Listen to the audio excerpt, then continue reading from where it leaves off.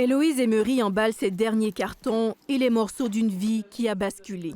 Samedi, elle devra quitter cet appartement qu'elle habite depuis à peine 1 an. Je suis triste de quitter mon logement. Mais pour l'instant, elle ne sait toujours pas où elle ira vivre. Je suis stressée de me retrouver à la rue, surtout aussi. C'est une situation qui n'est pas facile. Il y a moins d'1 an pourtant, rien ne laissait présager un tel scénario. Spécialiste en informatique, son poste a été aboli 2 mois seulement après avoir emménagé ici. Depuis, ses recherches d'emploi sont restées infructueuses. Je suis tombée en dépression à force de chercher. Aujourd'hui, son dossier est entre les mains de l'Office municipal de l'habitation de Montréal. J'ai appelé des centres d'urgence d'hébergement, puis moi, on me dit, dans le fond, que c'était juste le jour même qu'il fallait appeler, puis la plupart des places que j'ai appelées étaient déjà pleines. Fait qu'on peut même pas réserver d'avance, fait que c'est une situation qui est vraiment stressante. Et elle n'est pas la seule. J'ai envoyé 20 demandes et c'est juste 3 réponses. Ouais.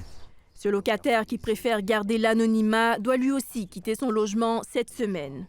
Après la fin de sa colocation, il se retrouve sans solution permanente malgré ses démarches auprès des services d'aide. Je ne demande pas un logement gratuit.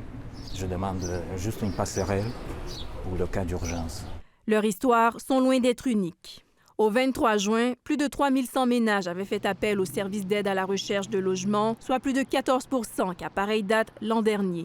Je suis pas inquiète qu'ils vont obtenir de l'aide, mais ce qui n'a pas d'allure, c'est que pour l'instant, ils ne s'en font pas offrir. Au moment de diffuser ce reportage, l'Office municipal de l'habitation de Montréal et le cabinet de la ministre des Affaires municipales et de l'Habitation n'avaient pas donné de suite à nos demandes d'entrevue.